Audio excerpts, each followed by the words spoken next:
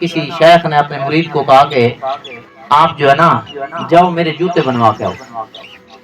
شیخ نے جوتے کہا کہ جوتے بنوا کے آؤ. یہ بات بڑی قیمتی ہے, سارے ساتھی ذرا توجہ سے سنیں گے, یہ بات قیمتی ہے. اچھا, فرمایا کہ میرے جوتے بنوا کے آؤ. وہ بندہ لے گیا جوتے, ایسے سینے سے لگائے ہوئے, جوتے سینے سے لگائے ہوئے.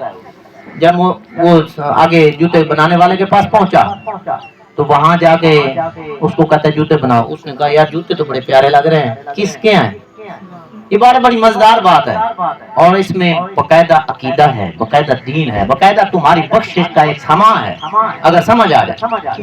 اس سے پوچھا جوتے کس کے ہیں, بڑے پیارے لگ رہے ہیں. اس نے کہا یہ اللہ کے جوتے ہیں.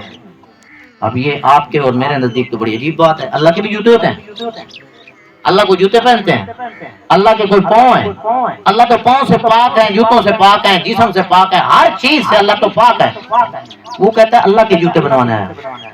اب وہ جو جوتے بنانے والا تھا پریشان ہو گیا, یار یہ کیسے ہو سکتا, اللہ کے بھی جوتے ہوتے ہیں؟ اس نے کہا اللہ کے جوتے. بندہ ڈٹ گیا, وہ ہو گیا اپنی بات پہ, نہیں اللہ کے جوتے ہیں. اب وہ بندہ سادہ تھا اور تھوڑا ایمان دل میں تھا. اس نے کہا یہ تو عقیدہ کفری عقیدہ ہے, یہ تو بندے کا ایمان چلا جائے گا کہ جو کہ یہ کہے کہ اللہ کے جوتے ہیں. نعوذ باللہ, اللہ کو جوتوں سے پاک ہے, لہٰذا اس کے ایمان کا خطرہ ہے. اس نے شور شرابہ کیا, رولو کی ڈالا, بندے اکٹھے ہو گئے. جب بندے اکٹھے ہو گئے, شرطے آ گئے, انہوں نے پکڑ لیا, مسلمان تھے. انہوں نے کہا بندہ کافر ہے. یہ کہتا میں اللہ کے جوتے لیے ہوں, گلے سے لگائے ہوئے ہیں. کہتا اللہ کے جوتے, بھلا اللہ کے جوتے ہوتے ہیں؟ خلاصہ نتیجہ یہ نکلا کہ اس بندے کے خلاف مقدمہ دائر ہوا. قاضی کو کہا فیصلہ کرو. قاضی نے فیصلہ کرنا تھا, بات بڑی مزیدار ہے, آپ توجہ کریں. قاضی نے فیصلہ کرنا تھا تو قاضی نے کہا کہ میں ایسے فیصلہ نہیں کرتا, آج رات اس بندے کو سلاؤ, کھانا پلاؤ, اچھا کھلا پلا کے کسی شاہی ماحول میں اس کو ٹھہراؤ, یہ سوئے, اپنا آرام پورا کرے, کہیں یہ اس کے اوپر کی منزل کام کرنا چھوڑ گئی ہو. ایسا مسئلہ تو نہیں ہے, ہو سکتا ہے یہ دیوانہ ہو گیا ہو, اس کے اوپر نیند کا غلبہ ہو, کوئی مجبوری ہو, لہذا اس کو رات کو نیند کراؤ تاکہ اگلے دن یہ اٹھے اور یہ تر و تازہ ہو, پھر بتائے کہ کیا واقع پھر بھی کہتا ہے اللہ کے جوتے ہیں. انہوں نے ایسا کیا, کھلایا پلایا, اس کو شاہی گھرانے میں ٹھہرایا, آرام کروایا, خوب نیند کی. صبح پھر آ گیا عدالت میں, جوتے ہاتھ میں لیے ہوئے, ویسے ہی سینے کے ساتھ لگائے ہوئے تھے. اچھا, اگلے دن جو آیا تو قاضی صاحب نے پوچھا ہاں بھائی اب بتا جوتے کس کے لیے پھر رہے؟ اس نے کہا جوتے اللہ کے لے کے پھر رہا ہوں. جوتے کس کے لے کے پھر رہا ہوں؟ اللہ کے جوتے ہیں. قاضی صاحب نے کہا کہ شریعت کے قانون کو دیکھا جائے تو یہ بندہ اللہ کے لیے جسم ثابت کر رہا ہے اور اس کے لیے جوتے ثابت کر رہا ہے, لہٰذا یہ بندہ اسلام سے خارج, واجب القتل, سزائے موت اس کی سزا ہے, سزائے موت اس کی.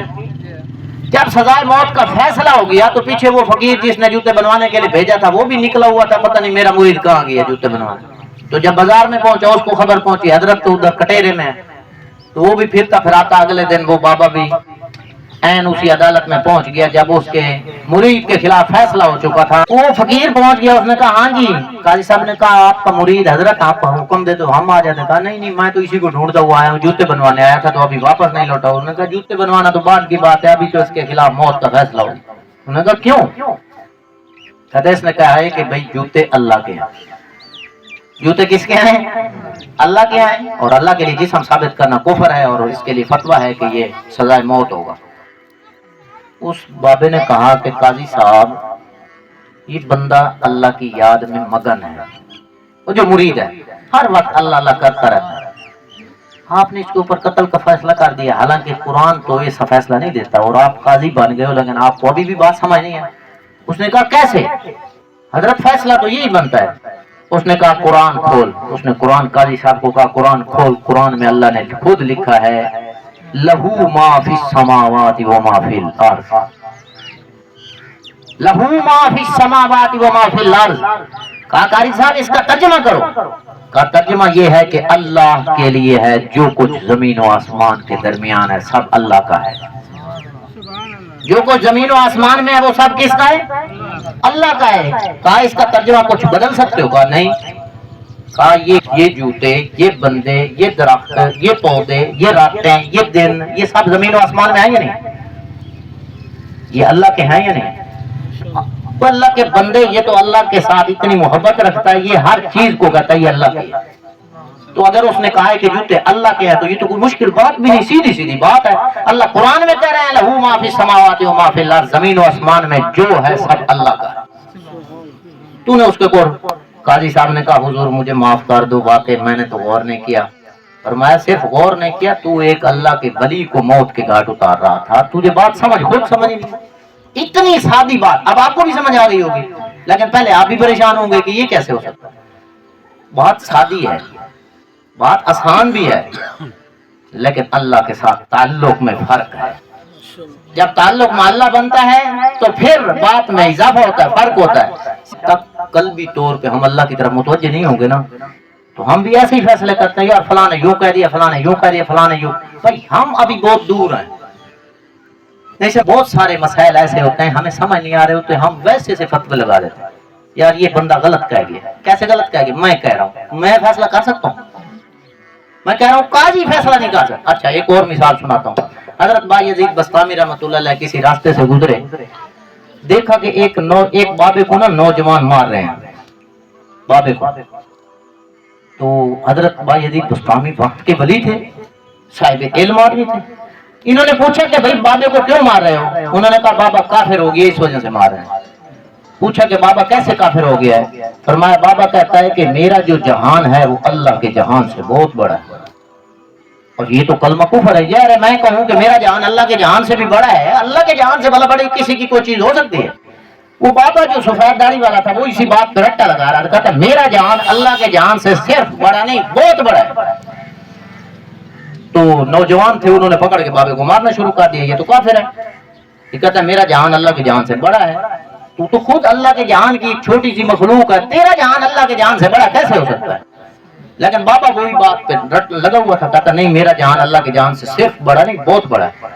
بایزید بسطامی رحمہ اللہ نے کہا کہ بابا واقعی تو یہی کلمہ کہتا ہے؟ اس نے کہا جی کہتا ہوں۔ کہتے ہیں یہ تو کلمہ کفر ہے۔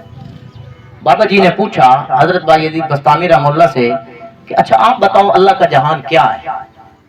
اللہ کا جہان کیا ہے؟ حضرت بایزید بسطامی نے گنا کے سنا دیا، یہ زمین، یہ آسمان، یہ آخرت، یہ جنت، یہ جہنم، یہ عرش، یہ کرسی، یہ پل، یہ سب کائنات میں اللہ کے علاوہ جس چیز کا تم تصور بھی کرو وہ اللہ کا جہان ہے۔ اور بابا تو خود اللہ کے جہان میں ایک چھوٹی سی مخلوق ہے، اللہ نے تو بڑی بڑی مخلوق پیدا کی ہے دنیا میں۔ بابا کہنے لگا بس اللہ کا یہی جہان ہے، وہ میرے جہان کے مقابلے میں تو یہ نہ ہونے کے برابر ہے۔ اب بایزید بسطامی پھر چونکہ یہ کیسے ہو سکتا؟ پوچھا بابا جی تو بتا تیرا جہان ہے کیا؟ بابا نے کہا کہ میرا جہان اللہ ہے۔ میرا جہان کون ہے؟ وہ جہان تو وہی ہوتا ہے جس کے لیے بندہ جی رہا ہوتا ہے نا۔ اگر کسی کا ایک بیٹا ہو تو کہتا ہے یار میرے تو دونوں جہان یہی ہے، کہہ نہیں رہا ہوتا۔ انسان جس مقصد کے لیے دنیا میں جی رہا ہوتا ہے وہ اس کا جہان ہوتا ہے۔ اس بابا نے کہا میرا جینا، میرا مرنا، میرا کھانا، میرا پینا، میرا اٹھنا، میرا بیٹھنا، میرا سونا، غرض میری زندگی کا ہر قدم، ہر سانس، ہر لمحہ، ہر آن، ہر گھڑی اللہ کے لیے۔ جب اللہ کے لیے تو میرا جہان۔ اچھا پھر اب بابا پوچھنے لگا بایزید بسطامی سے، بایزید بسطامی تو بتا میرا جہان بڑا ہے یا اللہ کا جہان بڑا ہے؟ اس نے کہا تیرا جہان بہت بڑا ہے۔